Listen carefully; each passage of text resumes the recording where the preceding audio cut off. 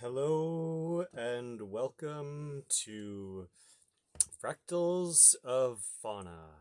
Um, so today I am going to read the first chapter of my book. I'm writing a book right now about all of my travels and adventures that led me to my process of discovering myself and working with the medicines that I work with to go through my process of energetic alignment and self liberation and self awareness. So, I'll just start in here. Title: Tales from the Fractal Dream, Part 1: The Search for the Golden Light.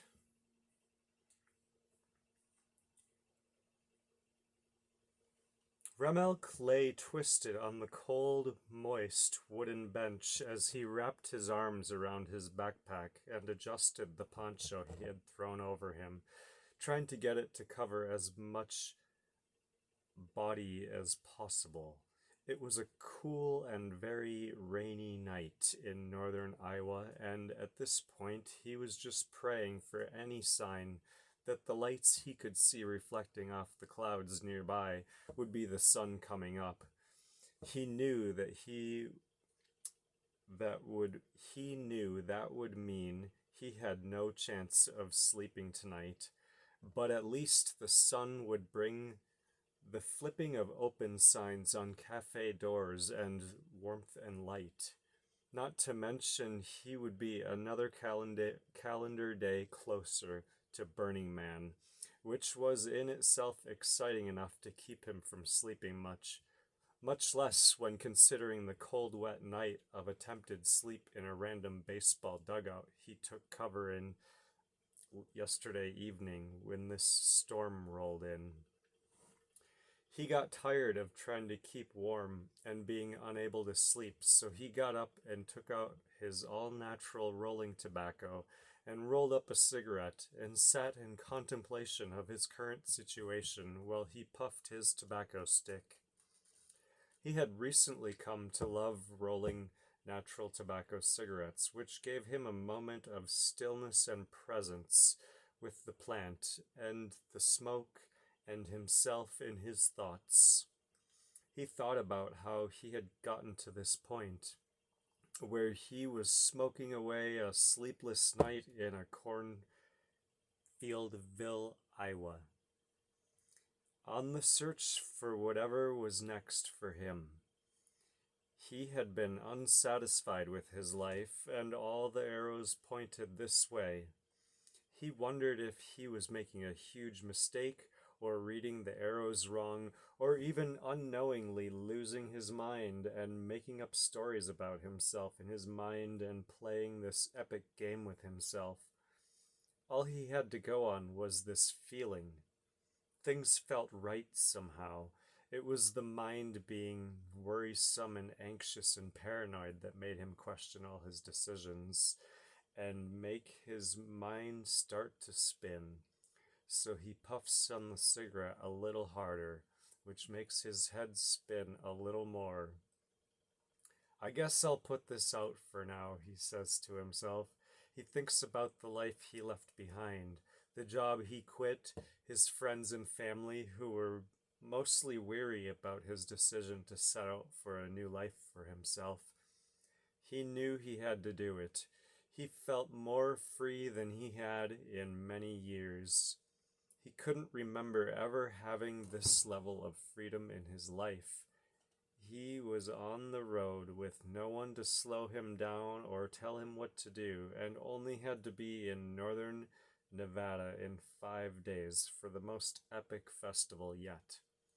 He had been to some smaller, fair-sized music festivals in the past couple years, but this was something very different than anything he had been to, and he was looking forward to it. He was curious what his ride share would be like. Hopefully they are easy to get along with. I'll be in the car with them for some days, he thought. He suddenly noticed that the rain had lightened significantly while he was in his thoughts. He decided to continue walking to see if anything was open yet, or maybe he could find a better place to lay down for a while. He walked towards the city lights and continued to think about life. A year ago, he was going into his second year of culinary school and wouldn't have thought this would be him now, a year later. Something had changed him. I think it was the LSD, he thinks to himself. It was like his LSD use over the last year and a half had given him access to perceptual states and feeling states that were not previously there, or at least not noticeable. Even having spontaneous vision type experiences that felt like some kind of possession by reality, like an impression that's being given to him against his will, which brought insights about reality and life and what to do next and how to eat and about God and energy. He still wasn't sure what it all meant. He just knew he had to learn how to tune into this feeling he now had access to, which hadn't been the case before. It seemed like a huge task, but he had started by being here, walking in a cold, rainy night in Iowa. He laughed out loud at the thought. Did the universe have a plan for him? Or was he just wandering aimlessly? He decided he didn't know or care at the moment. Suddenly his attention was brought back to the 3D world at the first sign of the city crept up on him through the darkness. It was a freeway ramp with truck stops and hotels and restaurants, and seemed like a great place to find shelter and coffee and breakfast. He sat down at a booth at the diner that was open and ordered his breakfast and some coffee. The coffee was warming and was so good right now. He cupped it like he was worshipping the rich beverage, warming his hands and letting the steam blow back onto his nose with his breath, warming it too. A moment of coffee bliss. He eats his breakfast and has a second cup of coffee and sits and thinks more about life and about LSD and about what the point of this whole adventure he was on and where it was taking him was. He had started experimenting with the substance about a year and a half earlier out of a sense of fun and curiosity, as he had really liked mushrooms when he first tried them as a teenager, and he did like to try new things. After doing the LSD a couple times, he had started to experience a change in the way he perceived reality, the way he thought about himself, life, and life events that were seemingly stuck in his body. Though he didn't understand how this worked, it was knowledge that made itself known. It made him feel unsettled, which made him more curious, and so he started to read and educate himself about psychedelics, psychology, philosophy, shamanism, New Age spirituality, Buddhism, energy healing, and plant medicine. He had also shifted his use of psychedelics from the more recreational use to taking them alone in his room at night with just a candle lit and sitting in meditation, and also taking them in public to people watch and do small social experiments. He had started to feel like he needed to move on from the familiar town, job, and lifestyle, and decided to uproot his life to give himself an opportunity to grow as a person and explore new possibilities for life. He started by buying a ticket to Burning Man, a 1-week-long art festival in the remote Nevada desert, and quitting his job as a line cook. He would see where the adventure would take him from there. He wanted to go to California, maybe to find a job in cannabis. Now the sky was light, and the morning traffic was noisy coming from outside. He decided to go get a motel room since his ride wasn't supposed to pick him up until the following morning. He did his laundry in the sink, took a shower, and laid down for a nap when he received a text from one of the rideshare people saying they would be there in a couple of hours, which was much sooner than he thought they would get here. So he napped a bit, then packed up his still damp things and went out to meet them in the parking lot. They were younger than him, all around 19, all three from the East Coast, and none of them knew each other before this car ride. There was Jordan, Bill, and Andy. They talked for a while standing in the parking lot getting to know each other before continuing on the long drive. It was cramped in the car with all the bags and camping gear, and they had about a 30-hour drive to the house of a friend of one of the rideshare guys in Central California. Her name was Lissa. They were going to spend a couple days hanging out there before heading into the desert. He tried to sleep whenever they weren't chatting to get to know each other, but it was hard sitting up in a cramped seat, and he was only able to sleep a few hours at a time on and off for the whole ride.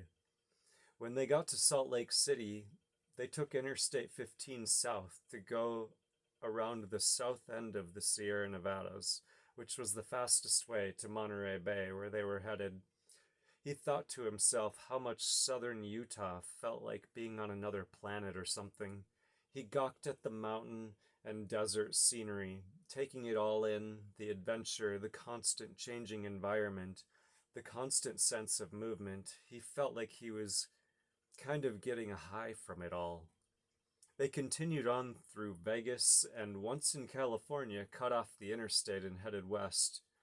When they finally arrived at Lissa's house in the late morning, they introduced themselves to her and her parents, and she gave them places to set up sleeping bags, and they went off to the beach to check out the local scenery in Monterey. Remelk had never been to this part of California before. He had never been to California coast before, only to Oakland on I-80, then north to Oregon on the interstate. He was excited to see more new places. They went downtown and walked around, checking out what kinds of shops and restaurants there were, taking in the warm coastal air and noticing the different bird life in the area.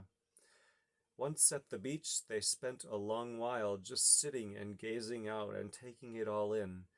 Remelk noticed for the first time what must have been ground squirrels. They scurried across the ground when he took a step towards them, into holes behind rocks. He wasn't used to this. All the squirrels he had ever known were tree squirrels, different colored ones, but all tree-dwelling.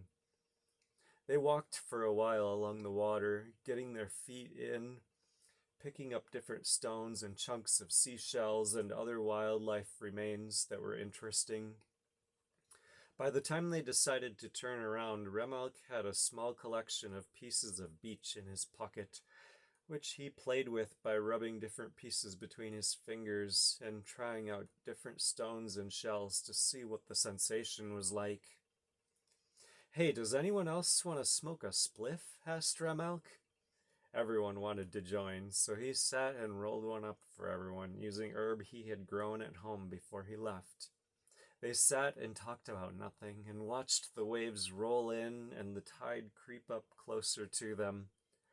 Remelk walked a little into the waves' reach and let the sand squish between his toes and the water wash over the tops of his feet. Looking down at the tops of his feet, he felt it trigger perceptions of being on LSD again. Reality started to twist, and he felt a rush of energy come over him. He was weirded out, but he focused on his breath, and within a minute felt the anxiety fade, and soon after that the experience subsided on its own. He was stoned. He didn't want everyone to know he was kind of tripping out, so he stayed quiet and gazed out to sea, pulling his attention away from the group and being with himself and nature for a moment. It felt good, nourishing. After some time, they agreed to head towards the car and go get ingredients to cook dinner at the house that evening. They woke somewhat early after a night of much appreciated catch-up sleep to go hike to the top of a coastal ridge not far south of town. It turned out to be a really intense uphill climb, which they were not in shape for after sitting in a car for some days prior. They chose a nice semi-flat spot most of the way up to stop and hang out in the view and catch their breath and have a snack. The view from the side of the mountain over the ocean was like nothing Ramelk had seen before. He saw birds and clouds hovering over the water. The breeze was consistent but not too strong. After chatting for a while and getting some pictures, they decided to head down the hill. The rest of the day was more venturing around the area and going out for dinner, then going back to the house to get ready to head to the burn in the morning. They woke up not too early and packed up their things and said goodbyes to the family they stayed with, and after stopping to replenish their food and water supply in preparation for Burning Man, were off to Nevada. They drove into the night before stopping in Reno for a final gas and supply up. Then up into the Black Rock Desert from there, close to Gerlach. They ended up sitting in a very long line they later found out was for gas at the small gas station in a tiny town overrun by festival goers. They soon hit another line of stopped traffic, which they sat in for several hours late into the night, waiting to get into the front gate. After finally getting to the ticket collectors and as burner virgins made to do push-ups and dust angels in the dried-up lake bed dirt at the gate, they were warmly welcomed into the festival. They had made it. Okay, that is chapter 1. That's all I'm going to read for now. And I am going to, over time, read my book to y'all and share my book. I'm not finished writing it yet, but I'm really excited to share this adventurous story of the last, 15 to 20 years of my life, which have been transformative. Let's call it that. All right, I'll see you next time.